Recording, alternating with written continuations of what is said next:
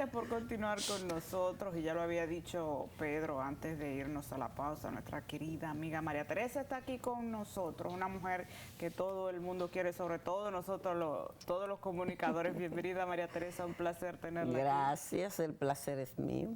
María Teresa, iniciando una evaluación rápida de lo que fue el finalizado año escolar. Te digo el finalizado para que lo conecte con lo que vivimos en medio del periodo 2019-2020 que tuvo que terminar de manera abrupta vía online o acortado lo que era su calendario de enseñanza. ¿Qué podemos sacar? ¿Fuimos exitosos o hicimos un sacrificio por avanzar lo más que se pudo?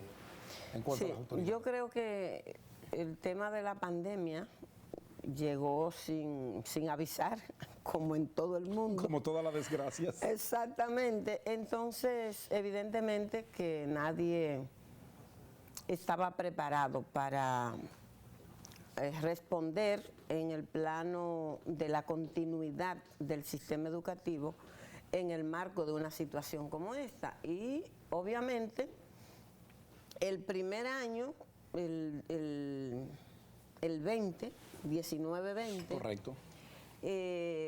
Bueno, yo creo que los profesores y las profesoras se las ingeniaron y apelaron al WhatsApp. Hicieron cualquier cantidad de iniciativas para tratar de encontrar, de conectar, de hacer comunicación con los niños y las niñas, y el año escolar terminó por esa vía, recibiendo ejercicio a través del WhatsApp. El año siguiente, las autoridades se habían preparado para un año semipresencial, lo que llamaban un plan mixto, ellos hablaban, pero incluía una cierta presencialidad. Pero el rebrote de la pandemia, después del proceso electoral, obviamente condujo a la imposibilidad de llevar a cabo ese plan de semipresencialidad. Correcto. Entonces las autoridades apelaron a la educación a distancia, combinando diversos medios. Yo creo que hay que decir que ese es un esfuerzo que expresa más allá del impacto, porque me parece que hay que ser razonable al abordar el tema, incluso por parte de las propias autoridades. Es decir, nadie puede negar que hay ahí una expresión de una voluntad de hacer lo necesario para que el proceso educativo se mantuviera, se continuara. Y se apela a ese formato. Naturalmente que eso no pudo evitar, y era obvio que no lo iba a poder evitar, yo misma lo dije muchísimas veces, que una proporción importante de niños y niñas no pudiera conectar con ese proceso. Es decir, hay un segmento de niños y niñas que no pudieron por diversas razones, porque viven solo con la madre, porque la madre tenía que decidir entre quedarse acompañándolo en ese proceso o ir a trabajar para ganar el sustento, y optó por ganar el sustento y parar hasta que esta situación mejorara. Muchas familias hicieron eso, dejaron, no podemos. Entonces, otro porque no tenían acceso a ninguna de las formas, de los formatos, es decir, por razones diversas, no pudieron conectar. Ese es un tema. ¿Cuál es la amenaza que esto representa? Bueno, que se profundicen los niveles de desigualdad, que ya tenemos. Ya, sí. Se amplía. Por otro lado, tú tienes el impacto en los niveles de aprendizaje. No es igual. Y eso no es un tema exclusivo de República Dominicana, por eso no hay que negarlo, simplemente hay que entenderlo como un dato de la realidad. ¿Para qué? Para tomar las acciones que los desafíos plantean, ¿verdad? Entonces, hay diversas evidencias ya en términos de investigación que muestra que la educación a distancia reduce los niveles de aprendizaje. Eso ha pasado en los países del primer mundo, eso ha pasado en el resto de los países que donde se ha estudiado esto, y el impacto casi se duplica en términos negativos cuando se trata de la población más empobrecida. Entonces nosotros tenemos que como resultado de la pandemia, el impacto que ha tenido en el plano educativo he señalado dos cosas. Sí. Una, excluye, deja fuera una parte de la población, y por otro lado, reduce los niveles de aprendizaje. En el caso nuestro, esto es más dramático porque nosotros registramos una deuda en materia de calidad de la educación. Hace tiempo que estamos decidiendo, haciendo compromisos, haciendo pactos para mejorar la calidad de la educación, pero no lo conseguimos. Acaban de presentar una investigación que es dramático el resultado, es decir, está indicando que 62.3 de los niños de 10 años no puede leer y comprender un párrafo simple. Eso fue impactante. Eso es una cosa dramática. Eso debería ser un tema central. Oye, bien, ¿qué hacer para corregir eso? Es mucho lo que hay que hacer, porque ahí es que está el dilema. Pero hay que iniciar por algo. Escúchame, María Teresa, es que yo veo que nuestras autoridades, y cuando digo nuestras, la de los últimos 20 años, como que se ocupan mucho de lo cosmético, comprar tablet, comprar esto, electrónico, pero no se preocupan por lo fundamental, que es quién enseña, cómo enseña y cómo hacer que el que recibe la enseñanza verdaderamente capte lo que se le está enseñando. Perfecto. Ahí... Mira, eso son esas tres preguntas, o la respuesta a esas tres preguntas, es lo misional de un sistema educativo. ¿Qué tipo de ser humanos queremos formar? Eso es fundamental, y eso te da el contenido. ¿Qué, cómo, cuándo y dónde? ¿Cómo lo vamos a formar? Eso te da la metodología, que no es menor, porque dependiendo de la respuesta que le das a la primera pregunta, tú vas a tener la respuesta a la segunda. Y luego, ¿para qué? ¿Para qué sociedad es que estamos formando? Entonces, son las respuestas a esas tres preguntas, pero de ahí se combinan muchos factores. Nosotros tenemos un problema, y es, en primer lugar, que el sistema educativo está afectado por el tema del partidarismo en la gestión. Correcto.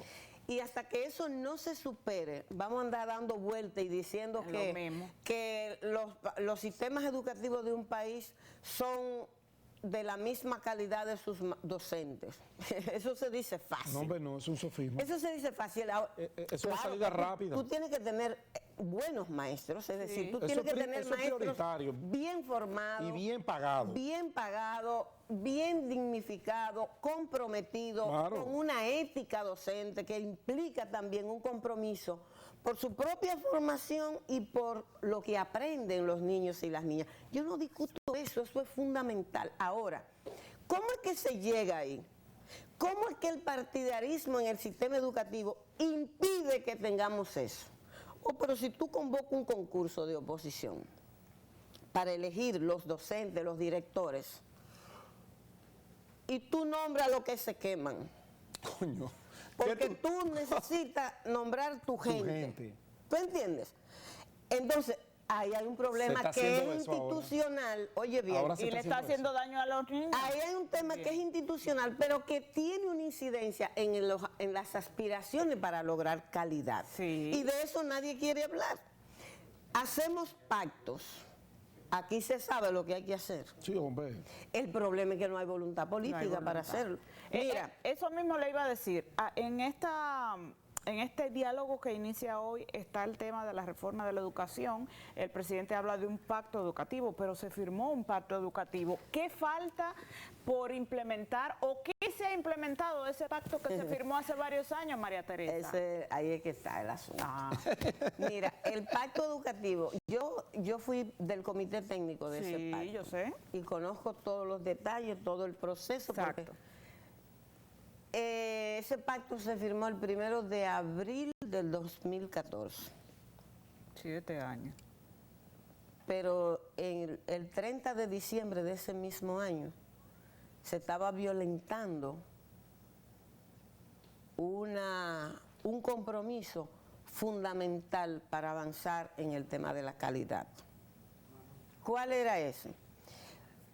Un compromiso que establece que todas las clasificaciones docentes deben ser designadas mediante concurso de oposición. Todas. ¿Y qué significa eso?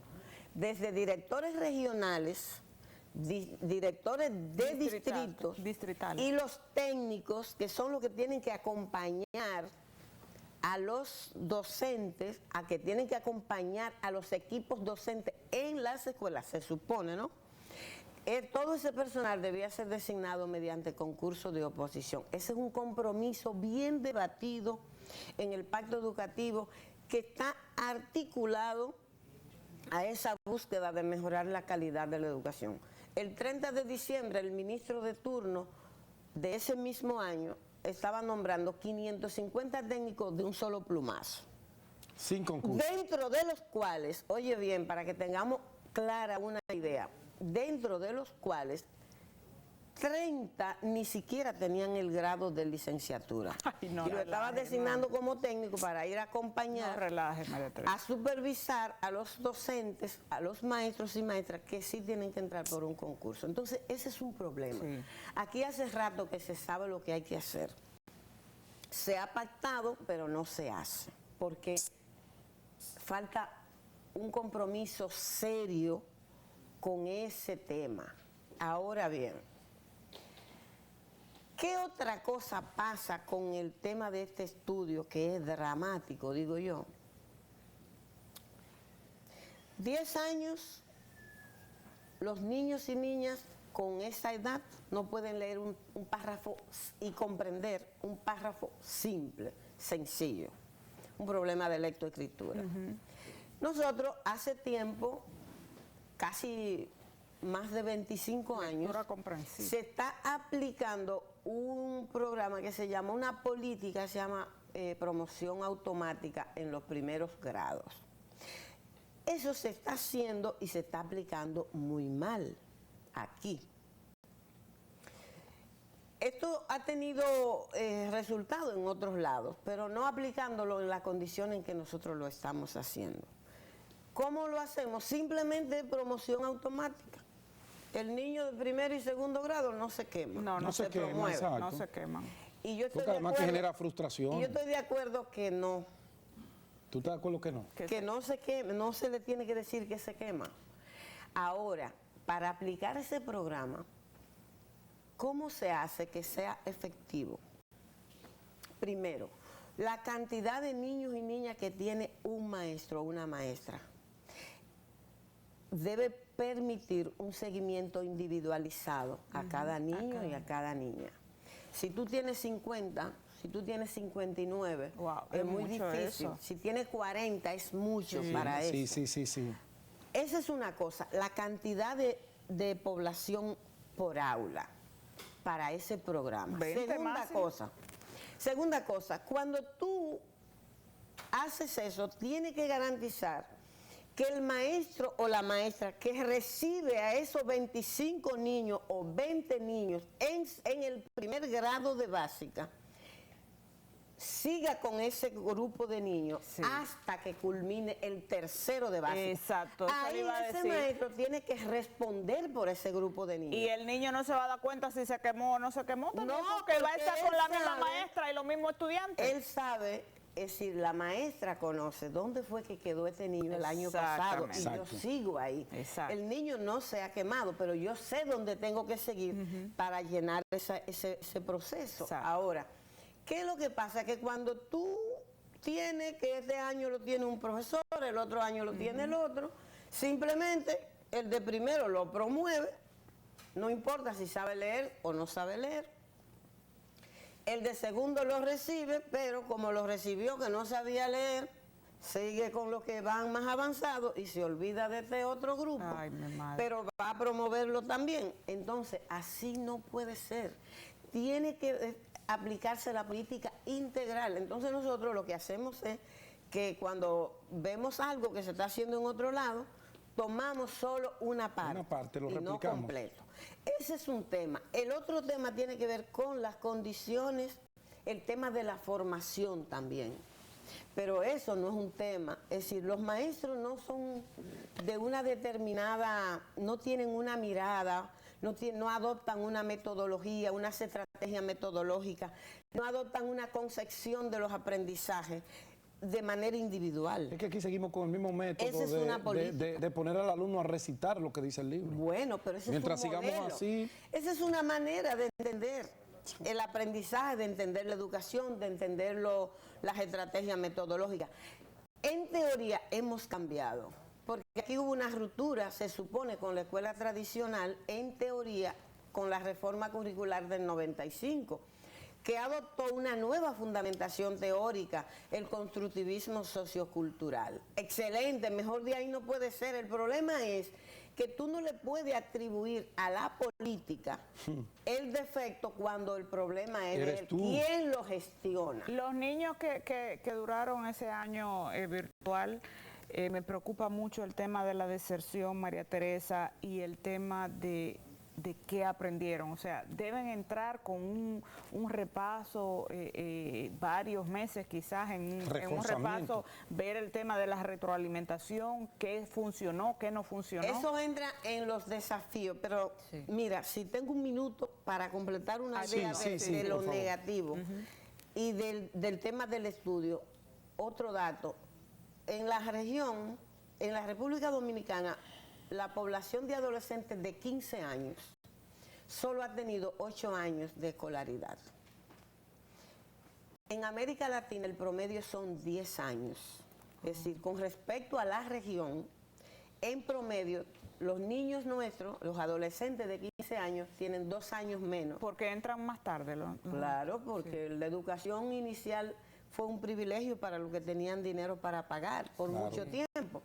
Y ese es un compromiso del pacto. Que desnudaba una desigualdad social, económica. Eso ha mejorado un poco, pero en el pacto educativo que se firmó en el 2014, se establece como un compromiso ingresar los niños en un periodo de 10 años, lograr que todos los niños y niñas desde los 3 años de edad, no los 5, entren a la escuela, al sistema formal. Eso es lo pobre, porque los que tienen dinero para pagar lo ingresan con meses, meses de nacido. Desde que caminan. Entonces, ahí hay un tema. Desde que caminan. Cuando tú comparas eso con los países de la OCDE, los llamados desarrollados, son 12 años que tienen, la población de 15 años tiene 12 años de escolaridad. Entonces, tú tienes mucho por donde cortar para entender el problema que nosotros tenemos. Este impacto de la pandemia, que también entra en el terreno de lo emocional, lo socioemocional, ha sido terrible. Ay, sí. Presenta desafíos muy grandes para este año escolar que inicia. Yo diría que, comenzando por definir una estrategia para conseguir que esos niños y niñas que se desconectaron del proceso puedan reintegrarse. Exacto. Evitar que se profundice la brecha que ya tenemos. Ese es un gran desafío. Otro, definir un programa de nivelación, un programa de remediar, si tú quieres, llamarles así. La tanda extendida se puede utilizar para eso. De que se pueda llenar un poco ese vacío que queda del año escolar pasado por el tema de la educación a distancia, que no es igual. No es igual. No hay nada que sustituya esa interacción maestro-alumno. Face to face, como dicen, maestro-alumno y alumno-alumno, porque hay es que el calor es un humano. componente esencial. Lo emocional, el componente emocional tiene un papel muy relevante en el aprendizaje y eso no se puede ignorar. Entonces, hay que tratar de compensar eso. Tener preparado un programa socioemocional para dar respuesta a todos los problemas que en ese sentido generó la pandemia, llenar de contenido la tanda extendida, darle un uso, explotar mejor en términos pedagógicos el potencial que ofrece la tanda extendida, pero que no es suficiente con que los muchachos pasen más tiempo en la escuela. Es un recreo prolongado, María. Ese es un tema. Es un recreo prolongado. Exactamente. Entonces, yo también me parece que en estas condiciones que vamos a iniciar el año escolar de forma presencial, es un desafío tener garantizado que las escuelas tengan las condiciones físicas, garantía de servicios básicos. No se puede pensar que podamos iniciar en una escuela que no tiene resuelto el tema del agua. Imposible. El tema de ventilación, todas estas cosas son fundamentales. Gracias, María Teresa. Siempre. Yo les decía que esta conversación iba a ser muy interesante y necesitábamos tiempo. Gracias a la profesora María Teresa Cabrera por acompañarnos. Gracias a ustedes. Mañana tenemos una nueva cita en Buenos Días, RD.